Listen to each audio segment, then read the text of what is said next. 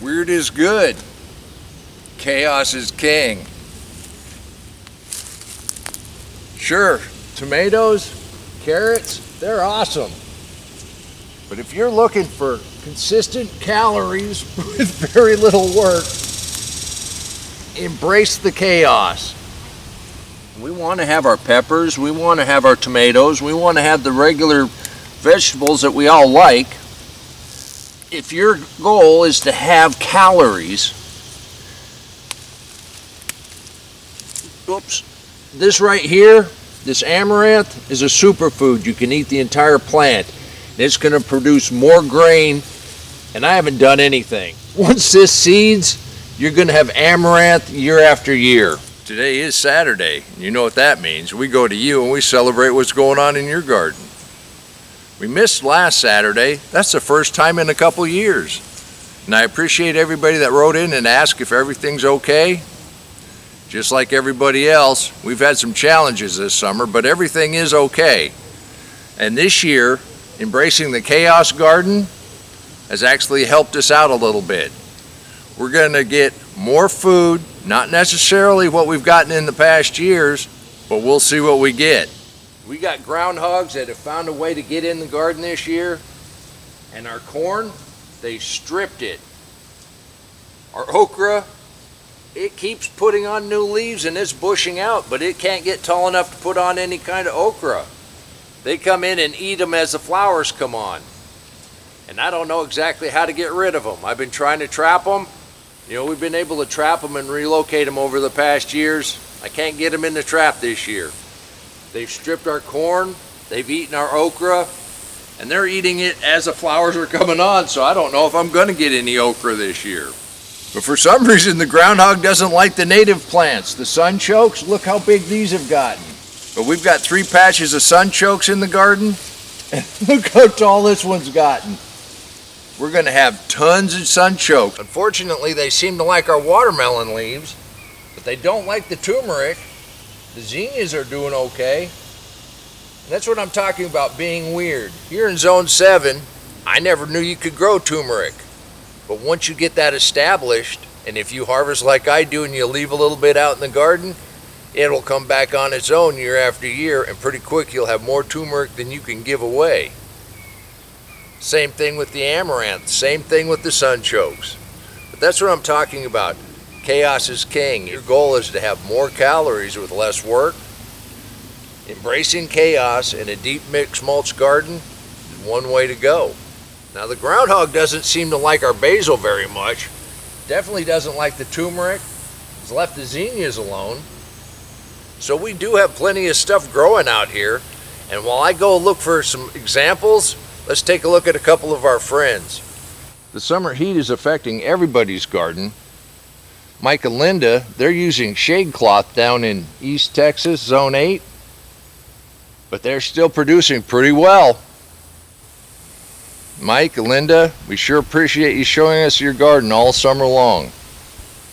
Another one of our contributors that have been with us all summer long is Walter, and we know he's got a very small space, but just look at the chaos he's got going on. It's traditional plants, and just look at the harvest.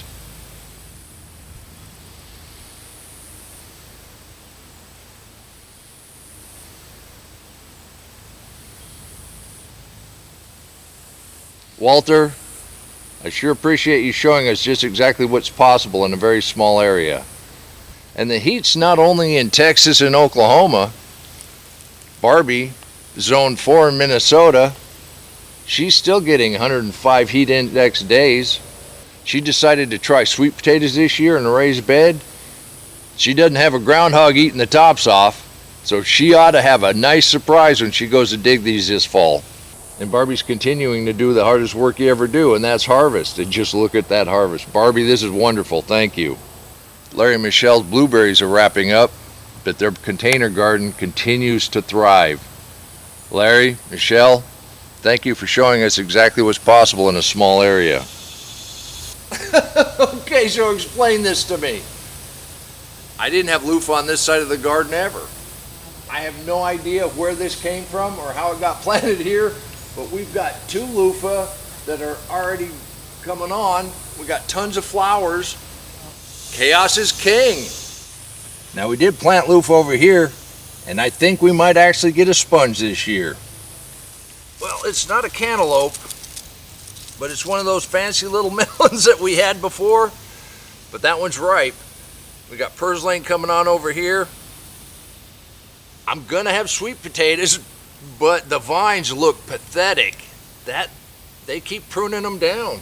I was surprised we're getting any kind of melons this year.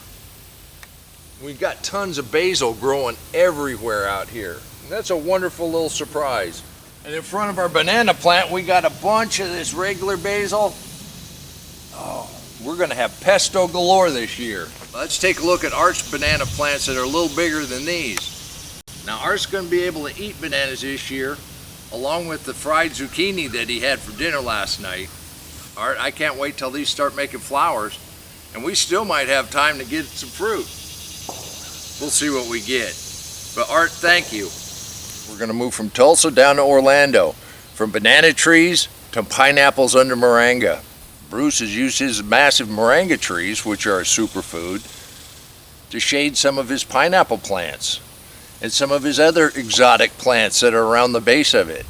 Bruce, thank you for showing us that chaos is king, especially in a food forest. Your moringa is much bigger than these, but I'm just tickled that they've come up. We're gonna try to overwinter these, and watching what happened to you this winter down in Orlando, that froze pretty good. You had them cut back, and they came back just fine. So we're gonna go ahead and set up a cold frame that'll also protect the bananas. They came back pretty good even in our winter last year. But if I'm gonna get bananas like Art's getting, these have to have a little better head start.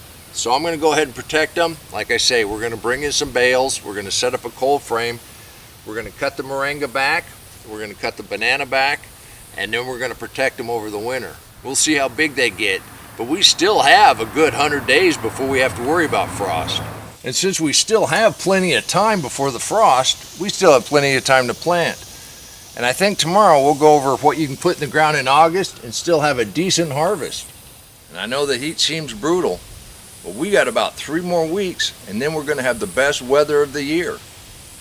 And there's quite a few crops that do really well going in August, into the frost, even into the frost. We'll go over those tomorrow. The groundhog's been over here with the fig tree, pruned off some of the lower leaves, just kind of opened up the canopy. Still got really good growth on top.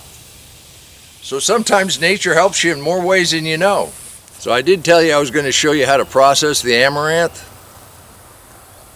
Well, it looks like this is dried. Let me show you exactly how we process this. So we're going to turn this into this. And this is why I put it on with the slip knots. So once it's dry, we can just get it off here without too much hassle.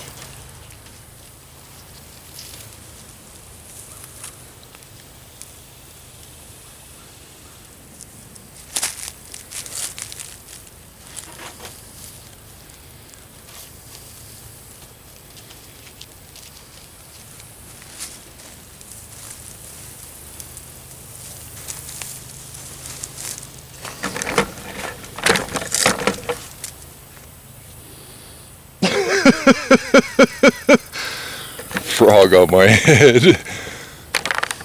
Well, let's head on up to the house where I got a little more control, and we'll turn this into this.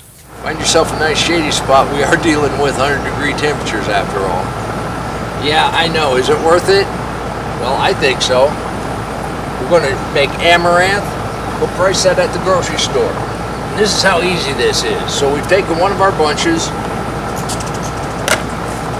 Yes, we're going to do this a couple different ways. The more of the trash you can get out in the early stages, the better off you're going to be. You just roll that in your hand.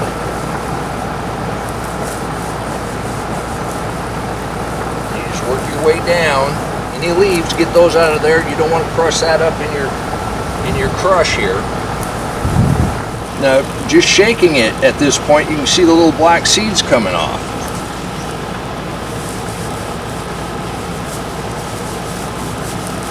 Those are what we want to keep.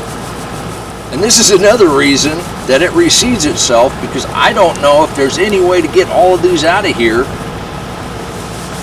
and into your container. But that's where I've always talked about, you got to be willing to share a little bit. I think we're pretty good there. You just kind of strain that out.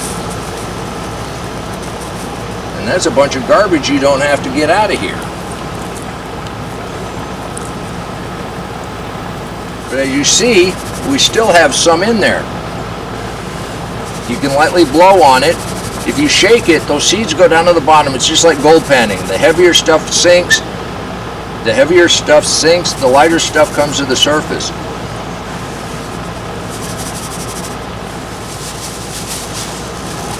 Okay, so this is where this kind of helps.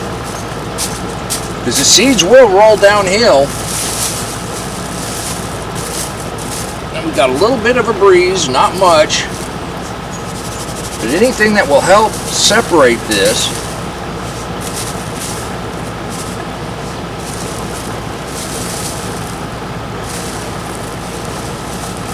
will allow those seeds to come on down in there. You just keep working the heavies down. The thing is, you can eat the entire flower, so that's not hurting anything. So that's a pretty clean amaranth right there. That's as far as I'm going to do that. We'll take this next one. We can do a couple of these. Like I say, get those leaves out of there, that way you not have to worry about it. And if you start sweating, here's a problem. If you start sweating, you run the chance of that clumping up on you. You can already see it's starting to stick to my hand a little bit. So this is the last one we're going to do.